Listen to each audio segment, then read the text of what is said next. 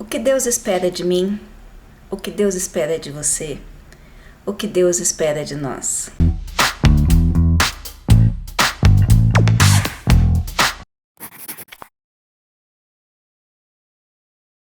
Para quem me conhece, sabe que uma das minhas grandes paixões, se não a principal em matéria de estudo, é estudar sobre religiosidade. Quais são os impactos, as questões filosóficas, as religiões. Não é à toa que o meu currículo é direcionado à teologia e ciências da religião como uma das áreas mais fortes. Lógico, tem doutorado em psicanálise, com ênfase em neurociência, comunicação e semiótica, mas esse assunto de espiritualidade é uma coisa que realmente eu sou apaixonada. Toda vez que uma pessoa me pergunta, ou melhor, ou questiona alguma coisa acerca de espiritualidade, eu confesso que eu fico horas e horas e horas falando. E é uma alegria falar sobre isso, porque na verdade eu acredito em Deus e acredito também que é o único caminho para a gente conseguir a nossa elevação, seja espiritual, seja mental, seja de saúde. E aí, quando surgem algumas questões como essa, eu tenho que tomar cuidado para não ficar falando aqui com vocês 1 hora, 2 horas, 3 horas e procurar fazer um vídeo que seja agradável para você ouvir, que seja reflexivo ao mesmo tempo.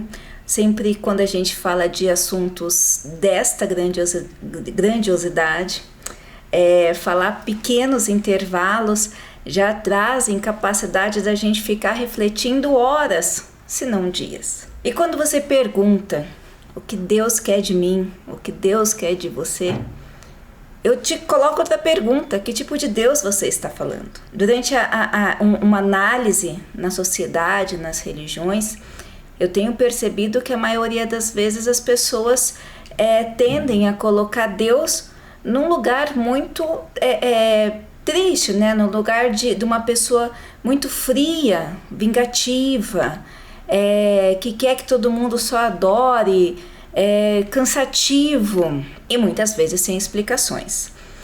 Isso é o lugar que eu vejo algumas pessoas colocando, se não a maioria, que permitem ou pior, impedem com que você consiga ver com clareza o que Deus quer de você. Eu tenho aprendido muito com algumas pessoas do Islã, com algumas pessoas do judaísmo, no sentido de repensar a própria concepção de Deus. Repensemos agora, é isso que eu quero trazer com você antes de pensar o que Deus quer de você, que tipo de Deus você está adorando. Em que tipo de Deus você acredita? Se você entender junto comigo essa concepção da própria divindade suprema, superior absoluta de Deus, Yahvé, Alá, talvez você consiga responder para si mesmo o que Deus quer de você. Coloquemos então Deus no lugar inalcançável. Vamos pensar um pouquinho. Qual é a nossa capacidade de compreender o mundo e de compreender todas as ciências? Você consegue compreender história, geografia, biologia, medicina, astronomia? Você consegue conhecer todos os países, todas as cidades, falar todos os idiomas? Não. É quase impossível um ser humano, nesse período de existência tão curto, reconhecer tudo isso. O que eu quero dizer é que por mais que a gente se dedique a estudar, por mais que a gente se dedique ao conhecimento, é quase impossível você conhecer tudo. E a percepção de Deus, da religiosidade e do alcance, ele vai de acordo com de pessoa a pessoa, na sua pequena caixinha de Deus, na sua pequena caixinha de existência, na sua pequena caixinha de mundo. A pessoa tende a julgar Deus de acordo com o que está na sua caixinha, que não é nenhum por cento do que existe no mundo atual, no mundo contemporâneo, muito mais naqueles mundos que já se passaram, naquelas civilizações que foram extintas, naqueles idiomas que foram mortos, naquelas sociedades que sumiram, se dizimaram. Pense, você na sua concepção pequenininha, de ser humano pequenininho, está tentando pensar o que Deus quer de você. Ou melhor, muitas vezes para você buscar o que Deus quer de você, você tenta compreender quem é Deus. Mas será que você não está buscando Deus numa perspectiva errada? O Deus maior, o Deus sublime, o Deus criador, foi responsável por criar esse mundo, criar todos os mundos, criar todas as sociedades, todos os idiomas, todas as vidas, microvidas, macrovidas, criar desde daquele negócio que os cientistas discutem se é um ser vivo ou não, como um vírus, até o ser humano, que é o máximo de complexidade, vários seres humanos, várias geografias.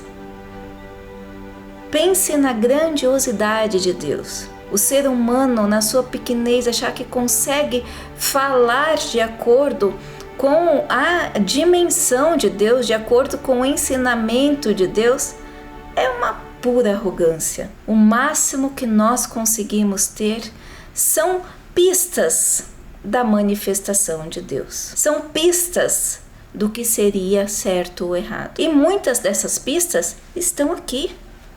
É como se já nascêssemos programados. A gente sabe que mentir é errado desde pequeno, antes mesmo que alguém fale. A gente sabe que quando a gente tem determinado comportamento, a gente fez errado, até mesmo sem alguém falar. A gente sabe que roubar é errado, tirar as coisas das outras pessoas é errado, muitas vezes sem ninguém falar. Aqui dentro da nossa caixinha, cada um de nós tem um padrão ético e moral. É claro que muitas vezes as pessoas não se perguntam sobre isso, porque cada ser humano tem um nível, porque cada ser humano está pensando em alguma coisa, porque cada ser humano vai entender essas discussões na medida que a sua caixinha, os seus hábitos, os seus valores, as suas crenças, o mundo que o norteia, alcança. Será que Deus não sabe tudo isso? Será que Deus, nessa dimensão de Criador absoluto, de Ser Supremo, será que Ele não sabe que cada um de nós tem uma limitação? Será que realmente Ele instituiu regras e mais regras para todo mundo? Todo mundo igual? Será que realmente só um caminho é a verdade, sendo que milhares e milhares de pessoas viveram e vivem sem nem conhecer aquilo que para você é o certo? Será que Deus, que criou todos os mundos e sabe a peculiaridade de cada ser humano, de cada átomo, não conhece também suas limitações? Se você pensar Deus na grandiosidade que Ele é, se você pensar Deus na grandiosidade de cada caminho, na grandiosidade de cada ser humano, na grandiosidade de cada mundo, de cada planeta, do sistema solar, dos astros, talvez você perceba que Deus criou um meio para você evoluir. O que Deus quer de você? Que você evolua no sentido prático a cada dia. Que você tenha fé. O mandamento é simples com relação a isso.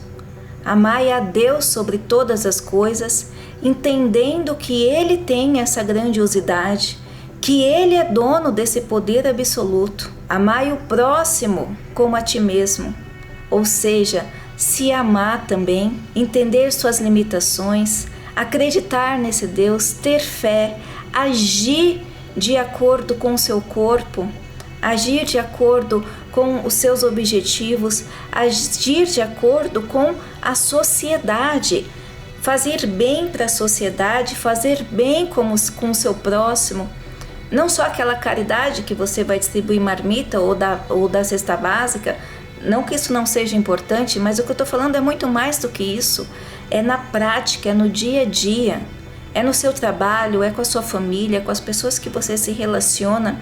Você consegue enxergar nessas pessoas pequenas partículas de Deus? A natureza de Deus manifesta em tudo que está ao seu redor? No fundo, se você estudar os maiores ou os principais livros sagrados, a essência é o amor. Amor a Deus, amor ao próximo. Mas na verdade, o que é isso na prática? Isso na prática é o que Deus quer de você. Um passo maior do que você é capaz de dar faz você cair. E Deus sabe de tudo isso, porque Deus sabe de tudo. Deus sabe todas as limitações. Nada passa sem que Ele saiba. Nada acontece sem que Ele permita. Nenhuma folha cai sem que Ele permita. Todo esse sistema, essa organização, esse rearranjo econômico, social, tudo isso é uma forma com que a gente aprenda. Aprenda o quê? Simplesmente amar a Deus sobre todas as coisas e o próximo como a ti mesmo. Se você entender, eu acho que esse vídeo, apesar de curto, ele é capaz de levar você para um outro caminho.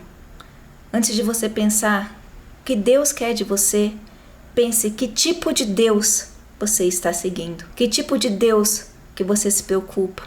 Que tipo de Deus é aquele que você se encontra? Se você entender essa manifestação, se você entender, se você parar um pouquinho para refletir essa grandiosidade do nosso grande Pai, você vai conseguir entender que o mandamento final é tão simples e é uma evolução constante, uma busca de evolução diária, esse desenvolvimento pessoal do seu cérebro racional sobre o seu cérebro primitivo. Na neurociência, a gente consegue fazer uma comparação exatamente desta forma. É a busca do seu cérebro evoluído se destacar, fazer escolhas, crescer, evoluir de tal forma que as suas paixões, as coisas que estão no seu cérebro primitivo fiquem cada vez menor. Ou seja, evolução. É isso que Deus quer de nós.